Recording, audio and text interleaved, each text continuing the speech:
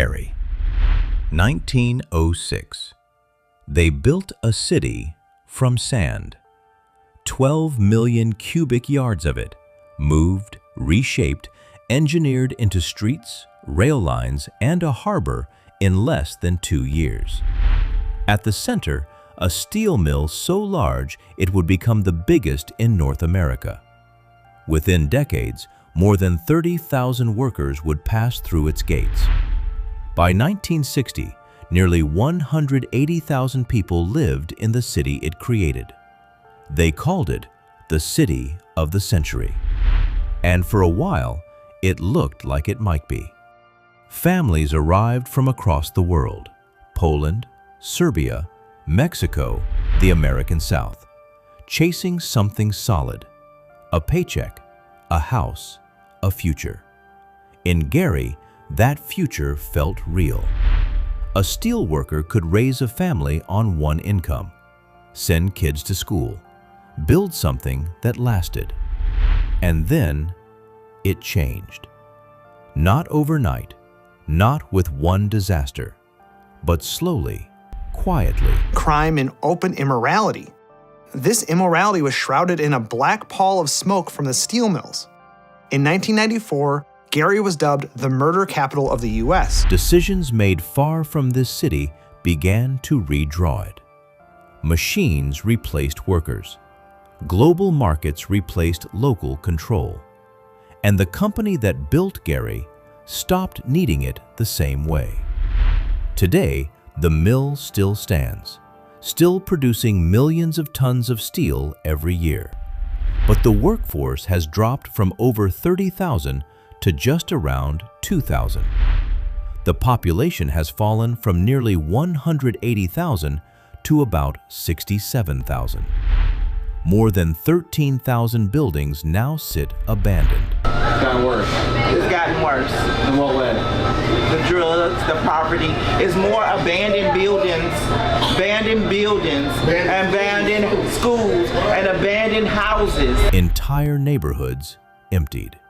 And yet, people are still here, still living, still staying. Some people love their city and they remember the good old days. Born and raised here, love it to death. I wouldn't change my life. Still calling this place home. Because Gary didn't disappear. It was left behind. This is not just the story of a city that declined. It's the story of what happens when something is built for a purpose and that purpose moves on. When value is created in one place and captured somewhere else. When a system no longer needs the people who built it. Tonight, we follow that map. From a city engineered for industry to a city learning how to survive without it. Every empty place has a reason. Every broken town has a story. This is the Ghost Map. Subscribe and follow the map.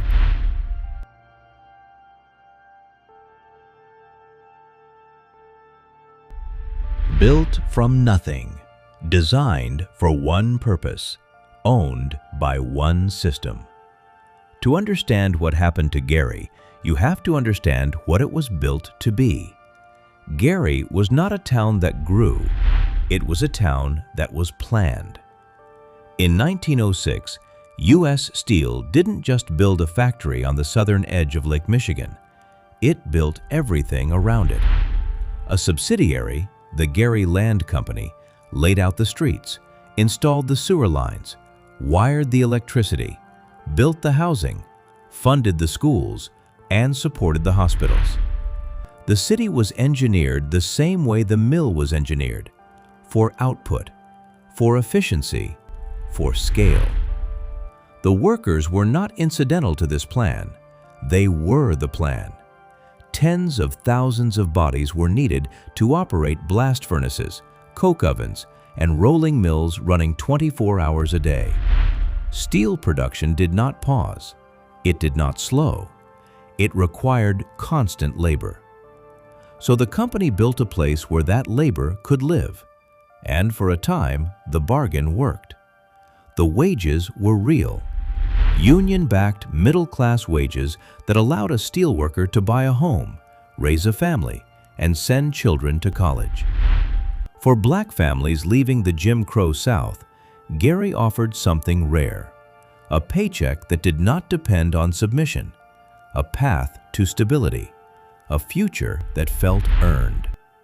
By 1960, the population had reached 178,000, one of the largest cities in Indiana, a place of more than 50 nationalities living within 10 square miles. Churches, schools, storefronts, neighborhoods, all built around the rhythm of the mill. Gary was not just productive, it was confident. They called it the city of the century. But beneath that confidence, the structure was already set, because Gary did not own its foundation. The company did. The profits generated in Gary did not stay in Gary. They flowed upward, into corporate headquarters, into shareholders, into financial systems that had no obligation to reinvest in the city that created that value. What stayed were the wages, until the wages stopped. And beneath the visible prosperity, another system was shaping Gary's future. In 1940, federal mortgage assessors drew maps. They graded neighborhoods by lending risk. The areas where black families lived were marked in red: hazardous, uninsurable, unworthy of investment. Redlining was not just discrimination, it was policy. It blocked homeownership growth, prevented refinancing, stopped capital from entering neighborhoods that needed it most. It ensured that a large part of Gary's population would not build generational wealth, even while working in one of the most productive industrial cities in America. The city was growing, but unevenly, and systems built on imbalance do not break all at once. They weaken quietly. Gary looked strong, but it had no cushion, no independent base, no control over the system it depended on. Because when a city is built for one purpose, it inherits the lifespan of that purpose. And when that purpose begins to change, everything built around it begins to change with it. The furnaces were still burning, the paychecks were still coming, but the collapse had already started. You just couldn't see it yet.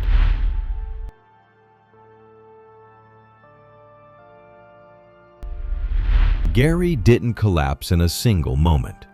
It was emptied in stages. 4 decisions, each one rational, each one defensible, each one making the next one worse. The first was quiet: automation.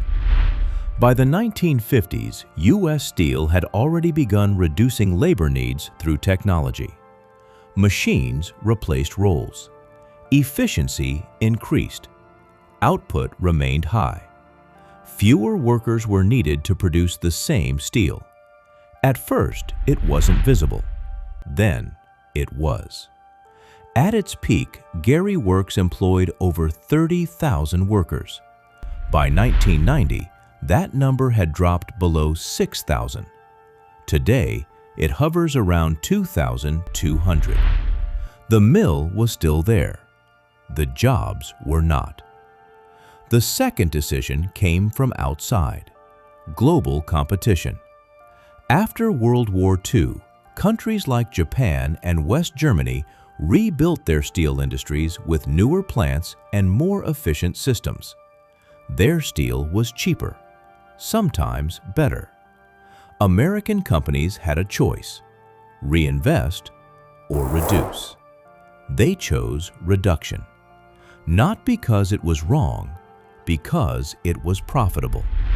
And when corporations optimize for profit, places that depend on them become variables, not priorities. The third decision was local and deliberate: white flight accelerated by law. For decades, Gary had a protective buffer. No new town could incorporate within 3 miles of its borders. This allowed Gary to expand, to capture suburban growth, to maintain its tax base. Then, in the early 1970s, Indiana lawmakers rewrote the rule. They described a city so precisely, steel mill, river, geography, that only Gary fit. The buffer disappeared, and immediately a new town was born, Merrillville. Within years, businesses moved there, then residents, then money.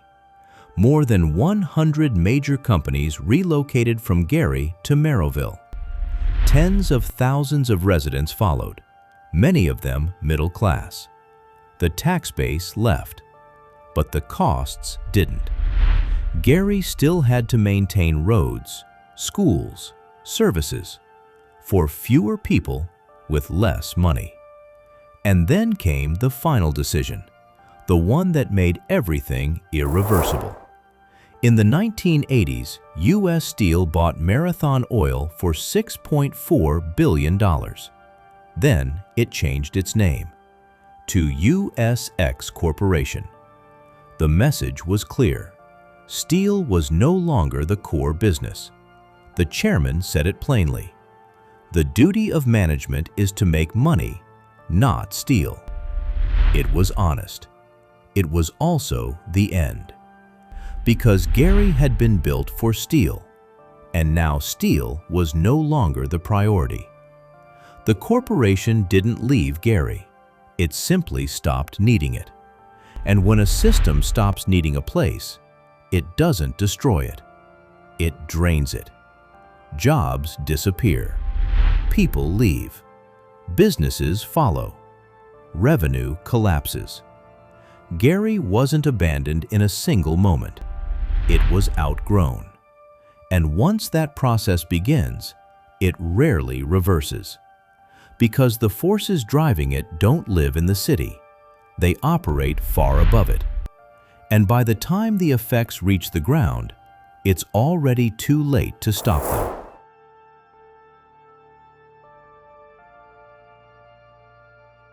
What does a city look like when the purpose leaves, but the people remain? Drive down Broadway in Gary today, the spine of what was once called the city of the century, and the answer is everywhere. Boarded storefronts, empty lots where businesses once stood, the skeletal remains of buildings that were designed to last 100 years and didn't.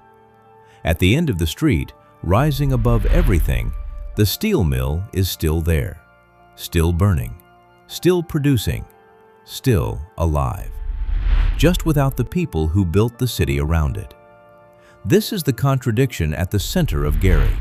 The industry survived, the city did not. More than 13,000 buildings in Gary are now abandoned. Homes, schools, churches, hotels, entire blocks of what used to be neighborhoods. 1/3 of all housing units sit empty or deteriorating. These weren't temporary structures. They were investments, generational, designed for permanence. Now they cost more to demolish than the city can afford. Take City Methodist Church, 9 stories of stone, built in 1926 for 3,000 congregants, once one of the largest churches in the Midwest. Today, it stands roofless, its interior open to the sky, ivy growing through shattered windows, graffiti covering walls that once held stained glass. Locals call it God's forsaken house. It was abandoned in 1975. The congregation didn't disappear. The system supporting it did. Or the Gary Memorial Auditorium, 5,000 seats, built to honor World War I soldiers, a stage where legends once performed, a place where the Jackson 5 won one of their earliest talent shows. Today, it's a hollow shell, burned, exposed, forgotten. And then there's 2,300 Jackson Street, a small, modest house, 672 square feet, 3 rooms, 9 children raised inside. That house still stands, not because the system protected it, because someone chose to maintain it. Visitors still come. They stop. They take photos. Not because it's grand, because it proves something. what Gary was capable of with almost nothing, and what was taken when that nothing arrived again. The human cost is not abstract. Gary's poverty rate sits around 33%. Median household income is roughly half the national average. Entire neighborhoods exist where services are limited, investment is absent, and opportunity feels distant. In 2014, a serial killer hid victims' bodies in abandoned homes across the city. That's what emptiness becomes. Not silence. Opportunity for the wrong things. But Gary is not a ghost town. More than 60,000 people still live here. They work, they raise families, they stay. And some fight to preserve what remains. Local guides document abandoned buildings before they collapse. Residents maintain streets others have left. Communities survive, not because the system supports them, but because they refuse to disappear. One local put it simply, "We're not a ghost town." She's right. The buildings were abandoned. The people were left. Those are not the same thing. And that difference is everything. Because once you understand that, you stop asking what happened to the city and start asking who it happened to.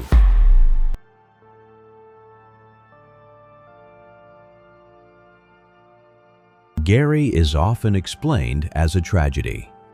Global competition, industrial decline, an economy that moved on. That explanation is not wrong, it is incomplete. Because Gary did not just lose jobs, it lost control of the value it created. For decades, U.S. Steel generated enormous wealth from Gary Works. The steel built bridges, railroads, skyscrapers, the physical backbone of modern America. That wealth did not stay in Gary. It moved upward, to executives, to shareholders, to financial systems located far from the city that produced it. What stayed were the wages, and when the wages declined, everything else followed. The housing remained, but without income to sustain it. The schools remained, but with shrinking budgets. The roads remained, but with fewer taxpayers to maintain them. Gary wasn't emptied by a single event. It was hollowed out, slowly, systematically, predictably. And every stage of that process had a beneficiary. Redlining denied black homeowners decades of wealth building. Legislative changes allowed suburbs to absorb Gary's tax base. Corporate restructuring shifted focus away from steel. Federal disinvestment removed support at the worst possible moment. Each decision made sense to someone. Each decision helped someone. It just wasn't Gary. This is what the map reveals. Growth without ownership is extraction, and extraction always ends the same way. The value leaves. The costs remain. Even today, the steel mill produces millions of tons of steel every year. The productivity is still there, but the connection between that productivity and the people living in Gary has been broken. And once that connection breaks, recovery becomes something else entirely. Not rebuilding, surviving. Former Mayor Richard Hatcher understood this long before most people did. He spent 20 years trying to rebuild the city. He had political influence, national connections, and a clear understanding of the forces working against Gary. It wasn't enough, because the system that built Gary had already moved on. And systems don't come back. They relocate, they restructure, they optimize. And they leave places like Gary to absorb what's left behind. Gary didn't fail. It was outgrown. And by the time that became clear, the alternatives were already gone. That is the real cost. Not the buildings, not the population decline, but the loss of control over the future. Because once a city loses that, it is no longer deciding what it becomes. It is reacting to what has already been decided somewhere else. And by then, it's already too late to change it. Drive north through Gary toward the edge of Lake Michigan, and the story reveals itself in one straight line. Behind you, blocks of emptiness.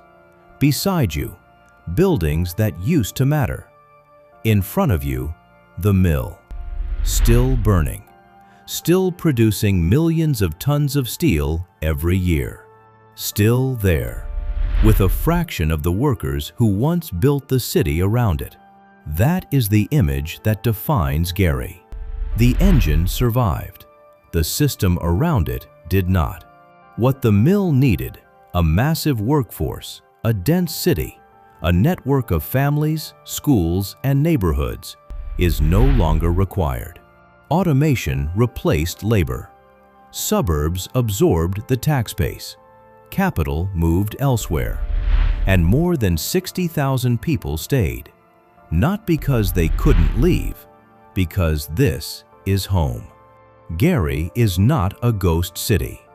It is a used city, a place that produced enormous value for people who never lived there, a place that absorbed the costs when that value moved on. That is what the map shows, not just what was built, but who it was built for, and what happens when that purpose disappears. Have you seen a place like this where the industry stayed, but everything around it changed? Tell us where you're from and what happened. Every empty place has a reason. Every broken town has a story. This is the Ghost Map. Subscribe and follow the map.